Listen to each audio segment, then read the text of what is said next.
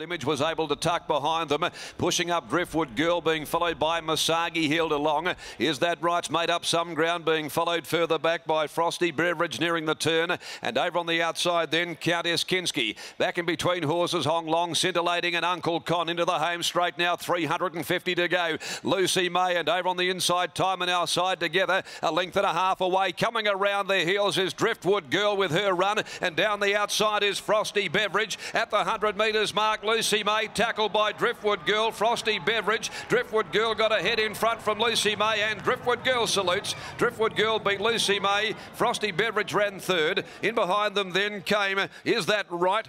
And they were followed further back by Uncle Con. Next home was Scintillating. Time on Our Side was followed further away in the field by Hong Long. Masagi.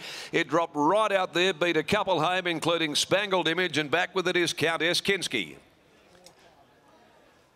Driftwood Girl, she had a lovely run right in behind them there, the benefit of a start, which was a solid effort too down there at Pinjarra Park in that Saturday standalone meeting, and ridden right out by a bustling Brad Parnham at $4.40 and $1.50, beats Lucy May, number 5, former $80,000 Magic Millions filly by Stratum, Matt Autier, and Frosty Beverage getting to the line nicely late, the debutante with Chris Parnham aboard for Danny Morton, a Frost Giant gelding, $1.60.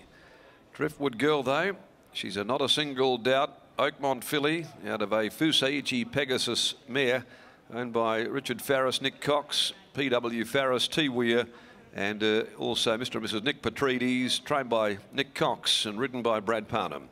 5 Lucy May, second for M. Epis and Mrs. I. Ledden by Stratum from Razia. Ted Martinovich and Matthew Autier, and Frosty Beverage in third placing by Frost Giant from Decorated for Glenn Bucko Rogers, P. Scott, G. Beverage, J. Beggs, Ms. D. G. and also C. Pratt, Mrs. P. Langford, Lance Langford, T. Clanans and D. McMahon, P. Van Nort, Mrs. P. and D. Smith, M. Duncan and L. Stellardi. Chris Parnham, the rider. No other details to hand just yet after the running of the Get the Tab Touch plate. Driftwood Girl benefiting from her one and only start down there at Pinjarra. She had a lovely run, was able to pull out behind the heels of them, and proved too good for Lucy May. Frosty Beverage, it's a half a length by half a length, 60.46 the time. They didn't crack the 60, 35.76 the final 600. Number 9, Is That Right? After being a little tardy out of the gates, finished in 4th placing, and Time on Our Side ran 5th. 4.519.11 after the running of the first for the day, and the favourite Masagi there. Look, it was niggled at well before the home corner and has finished back there with the Beaten Brigade a long way from them. So not a great start there for those that might have been aboard the fave in race number 1. Race number 2, the Perth Racing Membership Maiden over 1200. 8 You Want Answers is out there. Ryan Hills on 11 for Bidden Journey in the next at 128, 3, 2, 4 and 11. As we take you down now into the winner's enclosure, and Mark Olmus is down there with winning trainer Nick Cox. Thanks, Darren. Yes, Driftwood Girl, a $50,000 purchase. A $50,000 purchase from last year, Nick, and gee, she looks to have a bit of ability. Yeah, she's a beauty. She's very, very good, I think. But my trainer error last time ran her over 1,200 metres, and you know, we just, you know, she's done a good job to, you know, back up in 2 weeks and do that. So it was a good effort. 1,200 metres in time, dare I say it, into autumn, Karrakatta. I will see. Look, I think she's a filly who will ultimately get a mile. I mean, not a single doubt. I mean, he's an amazing stallion. They run Oaks distances, so, and she's actually pretty stoutly bred on the dam side. So we'll just have a look and see. Moving forward, do you see her as a continually improving running 2-year-old type, though? Is she sharp enough to get to a Karrakatta? Look, she might be. I mean, I outbid Lee Friedman on this filly at the sales, so, and I used to work for Lee for a long time, so I must have learned something. So, which is good. A pretty fair judge there. And Nick, tell us what it means to you. You're obviously in the ownership of this horse as well. It must be a thrill. Yeah, look, I only stayed in because the boys, I offered it to the boys and they said, look, do you want to stay in with us? And it was a pretty easy choice because I loved it from the time I saw her. So it was, yeah, it's good. I'm glad I'm in it. And I actually forgot I was still in it until I went across the line. So I'm glad I am. And just quickly, Nick, about last start, Pinjarra, you mentioned 1,200 metres not her go, but she also had to breeze on that occasion. with a bit of cover is obviously better for her. Yeah, look, it was just everything went wrong. It wasn't Peter Nucky's fault. Wasn't the horse. It was my blue. She just didn't know what to do. She landed in front, just didn't know what to do, and just got lost. As simple as that, So today she had something to follow, and she let down pretty good.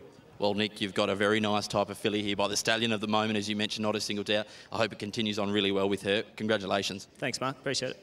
Nick Cox there, the winning trainer, and we'll have a quick chat with winning rider Brad Parnham after riding a double on Wednesday. Was a superb performance there from only 3 rides, and he's kicked off the day here in fantastic fashion, and he gave it a fairly good chance at the start of the day as well.